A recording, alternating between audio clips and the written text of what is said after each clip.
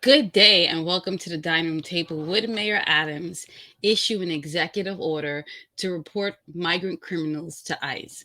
Subscribe, like, and share.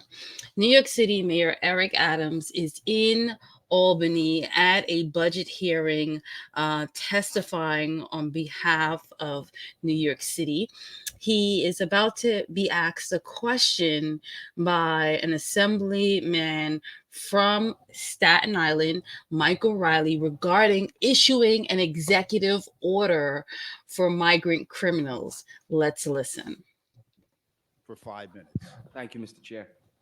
Good morning, Mr. Mayor. Morning, how are you? So lately, of course, in the news, we've seen recently with the asylum seekers, the migrants, with the involvement with the New York City Police Department, and especially in Times Square, the the issues have arisen that uh, you have an executive order, you have a state of emergency.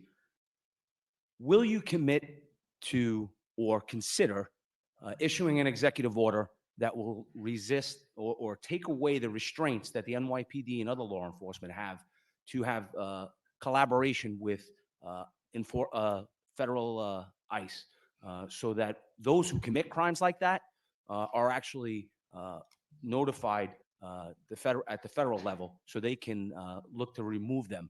Uh, what's your stance on that, and would you consider that? Well, first, the incident that we, that we all are familiar with that took place in Manhattan was despicable. And the actions of what you saw there is not a reflection of the uh, over 100,000 migrants and asylum seekers who are in our city. So, Mr. Mayor, let me be clear. I'm not saying that the NYPD should notify on all asylum seekers. I understand that we have the sanctuary city law, but the idea of an executive order would be to suspend it for issues like the incident that happened in Times Square. And we're seeing that it's happening more and more because the next day there was another one. So there's a fine tuning that we can do. And I think there's an ability to do that. So that's my question for you is that something you will consider? Well, first, I didn't think you were saying that Yeah. that it was for everyone, and Thank you. you and I share the same vision. Those who come here should have the opportunity. There was a law that was passed by the city council that made the decision that we could not cooperate with ICE. It was a law. I cannot turn back that law. That's the city council's action, and the city council must make that decision. I believe if you create repeated felonies in our city, the federal government should do its job and have that individual deported from our city. There is a privilege to be here and participate in the American dream. I don't have the authority to do that. The city council would have to do that. So I'm going to reiterate the executive order position here. You issued an executive order, declared a state of emergency in the city. You suspended the shelter laws, which were created by the city council.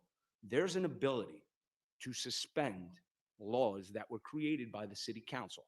That's what the idea of the executive order is, and I don't mean it in any disrespect that way. No, I'm I don't just think you trying take to it as explain that. it to the audience and to the people that why I'm addressing this question. You have the ability to issue that executive order to suspend that law temporarily, whether it's up to 5 days or it can be extended at that time. Will you do that? The as I shared with you, as you saw, we had one case in Staten Island that the Staten Island judge made an opinion, a decision that we were overreaching our executive order authority. If I could have the authority, and my legal team tells me I have the authority to have cooperation with ICE for those who commit felony, dangerous crimes, that is something we would love to entertain and to look at. I think an executive order allowing ICE to be notified by the NYPD will restore public safety and will also build morale in the NYPD because right now I think there's low morale because of that. Thank you, Thank you. Assemblymember